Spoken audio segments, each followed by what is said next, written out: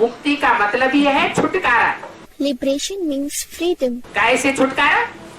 Freedom from what? कोई अच्छी चीज से छुटकारा पाना चाहता है? Does anyone wish to be liberated from a good thing? अच्छे व्यक्तियों से मुक्ति चाहता है?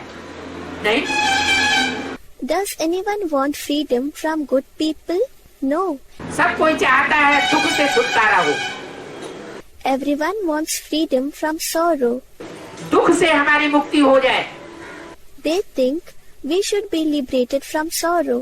बुखार आया हुआ है, If someone is suffering from fever, बुखार से हम मुक्त हो जाएं। then he thinks that he should be liberated from fever. कोई जिसको बुखार चढ़ा हुआ हो If someone is suffering from fever, और उसको कोई कहे कि रसगुल्ला खा लो, and if someone asks him to eat rasgulla, that is a sweet meat, तो रसगुल्ला उसे पसंद आएगा क्या? नहीं। then will he like the rasgulla?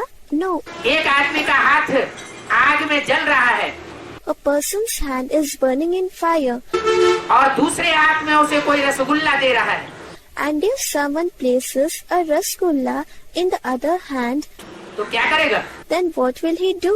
पहले रसगुल्ला खाएगा Will he eat rasgulla first, या पहले जलता हुआ हाथ हटाएगा? or will he remove his burning hand? क्या करेगा? पहले तो जो जलता हुआ हाथ है उससे मुक्ति पाना चाहेगा। What will he do? First, he would wish to remove his burning hand away from fire. तो हर मनुष्य आत्मा के अंदर की ये इच्छा है कि पहले हम इस जो दुख दर्दों की दुनिया में हमारा जो दिल जल रहा है, So, every human being desires our heart, which is burning in this world of sorrow and pain. हमारा दिल बहल नहीं रहा है, जल रहा है, दिल को दुख हो रहा है। Our heart is not being entertained, but it is burning. The heart is sorrowful. वो दुखी दिल हमारा उस दुख से छुटकारा पा जाए। So, our sorrowful heart should be liberated from that sorrow.